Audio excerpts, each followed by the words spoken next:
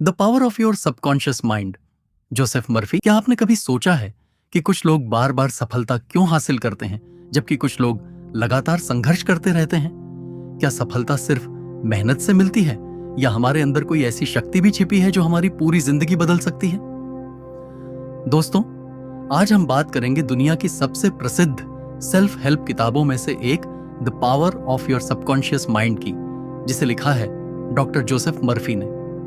यह किताब बताती है कि हमारी जिंदगी बाहरी परिस्थितियों से कम और हमारे सबकॉन्शियस माइंड यानी अवचेतन मन से ज्यादा प्रभावित होती है। अगर आप अपने अवचेतन मन को सही तरीके से प्रोग्राम करना सीख जाएं, तो आप अपने जीवन में सफलता, स्वास्थ्य, धन, आत्मविश्वास और खुशियां आकर्षित कर सकते हैं। तो चलिए शुरू करते हैं। अध्याय 1, कॉन्शियस माइंड और सबकॉन्शियस माइंड क्या है?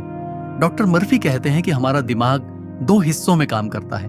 पहला है कॉन्शियस माइंड यानी हमारा जागरूक मन। यही सोचता है, फैसले लेता है, तर्क करता है और नई जानकारी स्वीकार या अस्वीकार करता है। दूसरा है सबकॉन्शियस माइंड। यह हमारे शरीर की धड़कन, सांस, आदतें, भावनाएं, यादें और विश्वासों को नियंत्रित करता है। सबसे महत्वपूर्ण बात, सबकॉन्शियस माइंड तर्क नहीं करता। उसे जो भी बार बार बताया जाता है वह उसे सच मान लेता है। अगर आप रोज कहते हैं मैं असफल हूं, तो आपका अवचेतन मन इसे सच मान लेगा। लेकिन यदि आप रोज कहेंगे मैं सफल हूं, तो वही विश्वास धीरे धीरे आपकी वास्तविकता बनने लगेगा। यही इस पूरी किताब का मूल सिद्धांत है।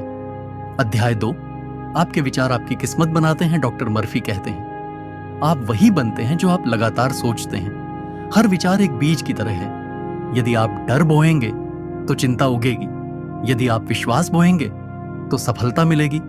हमारी अधिकांश समस्याएं बाहर से नहीं आती, वे हमारे अंदर मौजूद नकारात्मक विश्वासों से पैदा होती हैं। उदाहरण, अगर किसी व्यक्ति को हमेशा यह कहा जाए कि तुम कुछ नहीं कर सकते, तो वह बड़ा होकर भी यही मानता रहेगा। यही कारण है कि बहुत से लोग अपने सपनों तक पहुंच ही नहीं पाते, क्योंकि उनकी सबसे बड़ी रुकावट बाहर नहीं बल्कि उनके अपने विश्वास होते हैं। अध्याय 3, एफर्मेशंस की शक्ति। इस किताब में सबसे ज्यादा जोर एफर्मेशंस पर दिया गया है। एफर्मेशन का मतलब है सकारात्मक वाक्यों को बार बार दोहराना। लेकिन सिर्फ शब्द बोलना काफी नहीं है, उनके साथ भावना भी जुड़नी चाहिए। उदाहरण, मैं हर दिन बेहतर हो रहा हूं, मेरे जीवन में समृद्धि आ रही है, मैं आत्मविश्वासी हूं, मैं स्वस्थ हूं। जब इन्हें रोज विश्वास के साथ दोहराया जाता है, तो धीरे धीरे ये आपके अवचेतन मन का हिस्सा बन जाते हैं और फिर आपका व्यवहार बदलने लगता है। व्यवहार बदलता है, आदतें बदलती हैं और अंत में पूरी जिंदगी बदल जाती है।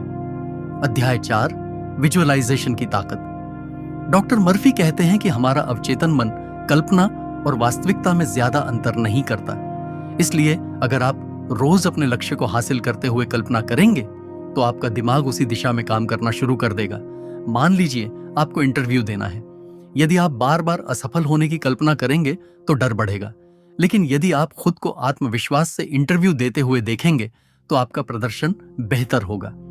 आज दुनिया के कई सफल खिलाड़ी, उद्यमी और कलाकार विजुअलाइजेशन का इस्तेमाल करते हैं।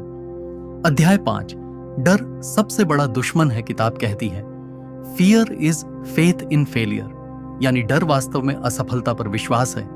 जब हम डरते हैं तो हमारा दिमाग लगातार सबसे बुरे परिणाम की कल्पना करता रहता है और धीरे धीरे वही हमारी आदत बन जाती है।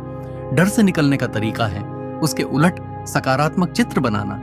यदि बीमारी का डर है तो खुद को स्वस्थ देखिए। यदि गरीबी का डर है तो खुद को समृद्ध देखिए। यदि असफलता का डर है तो खुद को सफल देखिए। अध्याय 6, माफ करना क्यों जरूरी है। डॉक्टर मर्फी कहते हैं फॉरगिवनेस इज मेंटल फ्रीडम। यदि आप किसी से नफरत करते हैं तो सबसे ज्यादा नुकसान आपका अपना मन उठाता है।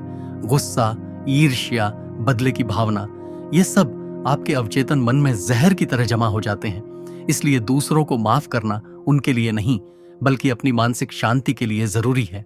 जब आप क्षमा करते हैं तो आपका मन हल्का हो जाता है। अध्याय 7, रात सोने से पहले का समय सबसे शक्तिशाली है।